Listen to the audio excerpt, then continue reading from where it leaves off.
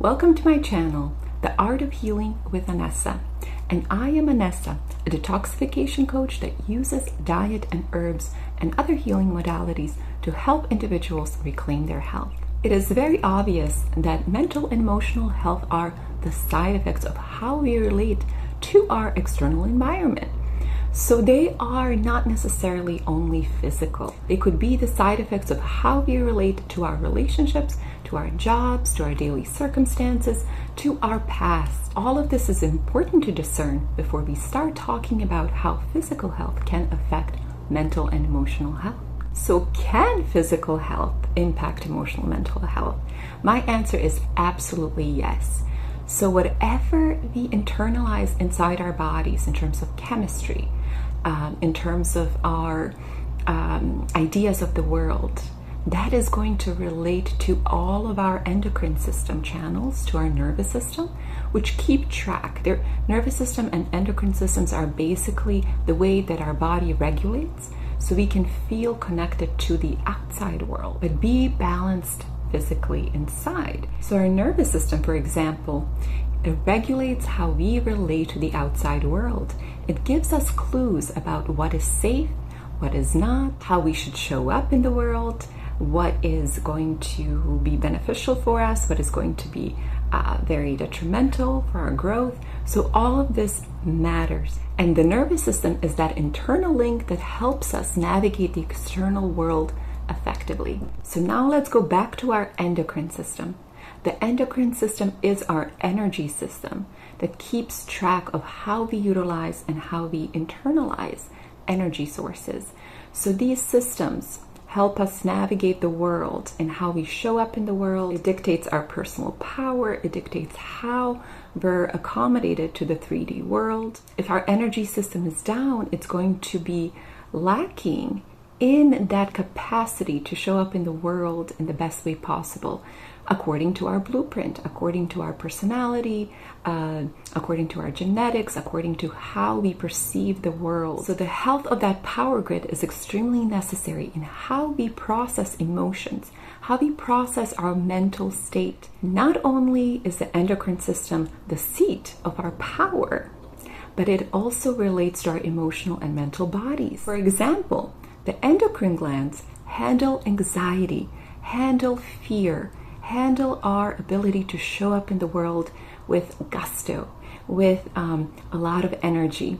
So if those systems are down, if the adrenal glands are down, we're going to feel extremely anxious. We're going to feel nervous system dysregulation. We're going to have different sensitivities to outside stimuli.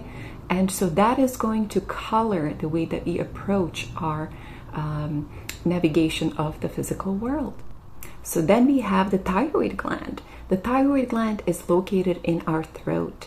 So it is the power seat that handles how we speak up for ourselves, how we navigate the world with our voice, with our authenticity. So if in life we felt stifled about expressing our emotions and our needs, this gland can be impacted. It can be weakened because it isn't in its power. It's not using its power correctly. Or it doesn't have the power because of genetic weakness that's making the thyroid gland weaker. And now that energy level is not there. So we're feeling the side effect of that physical weakness as potentially an emotional or mental crutch. And then we have the parathyroid glands.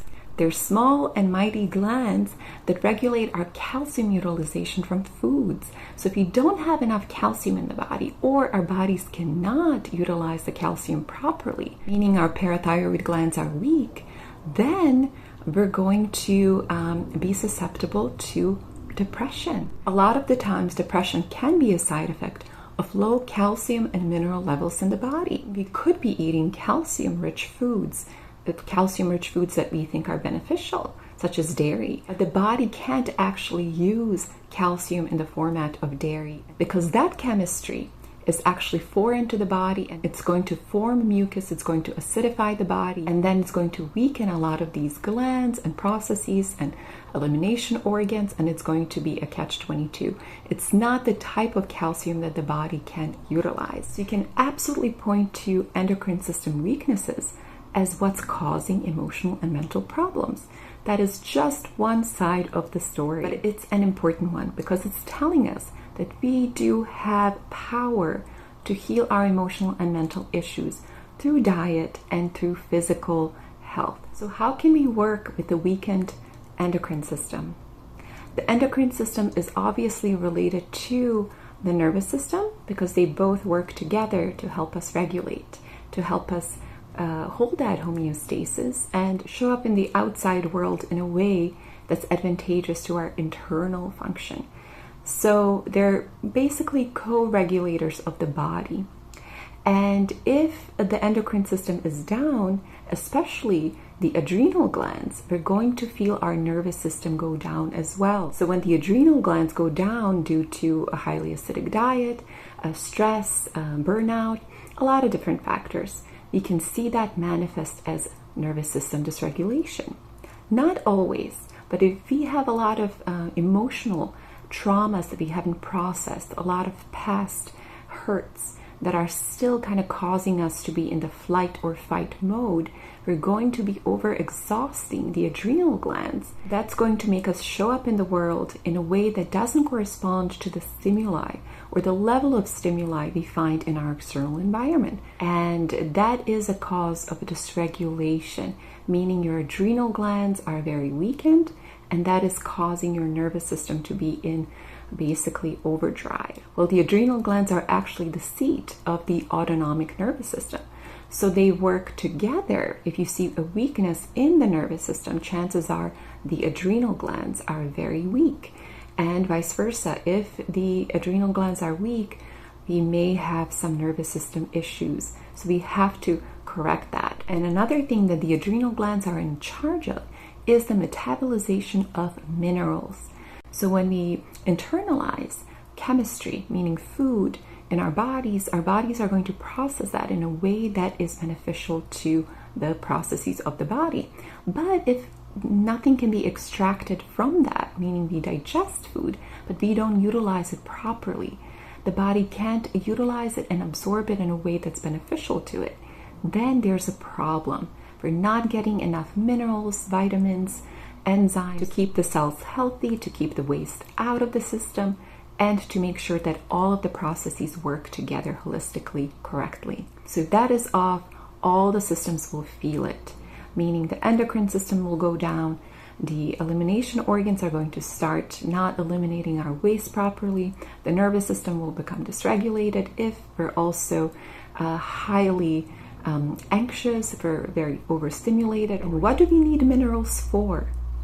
So, simple sugars from fruits and vegetables are used for energy, for cellular ATP. So the body uses the simple sugars in fruits and vegetables as its energy source, primary energy source. It isn't the protein, it is simple sugars. Next, minerals are used for nervous system function, for high energy processes in the body, especially the nervous system. And the nervous system is the brain network. It is working with the synapses of the body, with the neurons. If the body doesn't utilize the minerals that it gets, or it doesn't get enough, then it's not going to have that electricity. Basically, minerals are also electrolytes. That's just a different name for minerals. So if it doesn't have electricity, it's not going to power the systems. And when the systems are not powered, we obviously feel down. We feel depressed. You don't feel excited about life. You don't feel there's hope. So all of that can influence how we show up in the world, how we relate to the world, and what we think of ourselves and the world alike. So how do we then work with the endocrine system? How do we make it stronger so our emotions and mental health improve? So that is a great question. The best way that I've seen that these factors could be corrected and our mental and emotional health can be improved is through diet and herbs. So your diet has to be extremely high in energy, minerals, and electrolytes to improve these systems, because the body uses any energy it can get from foods. But if we give it subpar foods, or even foods that are healthy, that are vegan, but they're cooked, that isn't enough. Cooked food is not going to give the body the energy it needs to elevate to these high energy systems. It's going to need organic foods in their highest energy state, and that is the raw state. So the raw foods are the only foods that are going to help you elevate your endocrine system function, and they're going to help you feel better mentally and emotionally. And fruit in particular has the highest energy levels out of all the foods. They are very easy to digest. They have plenty of hydration, astringency, meaning cleaning energy, minerals, vitamins, and so forth. They are utilized by the body within 30 to 40 minutes of consumption, and they don't require a lot of digestive input. So what happens is the energy that we could be using for healing is oftentimes used for digestion. So we're constantly digesting, and our bodies are constantly trying to regulate when we're eating a bad diet or a diet that's not high in energy. We're losing energy. We're giving energy away. The body doesn't have the energy to then correct all this acidosis, to eliminate all that waste and then self-repair. So what we have to do is that we can't burden the body with digestion. And fruit doesn't do that. It doesn't have a lot of fiber. It's very easy to digest. So fructose doesn't use insulin to be utilized by the body. Glucose, however, does need insulin. So fruit is very favorable for people with diabetes, high blood sugar levels, or anybody looking to correct weaknesses in the body, anybody that wants to reverse chronic symptoms. So try the raw food diet for a month. See how you feel. Do you feel more energetic? Do you feel like you're in a better mood? Do you feel more mentally clear? If you see amazing results, not only in your physical body, in your physical health, but also in your emotional and mental health after that month, then please continue. Raw foods, even if you don't do them exclusively, will add a lot of energy into your body system so your body can do what it does best, and that is self-repair and self-heal. So thank you so much for watching. I hope you found this video insightful, and if you did, please do give me a thumbs up and help support the channel by subscribing. So thank you for watching, and take care.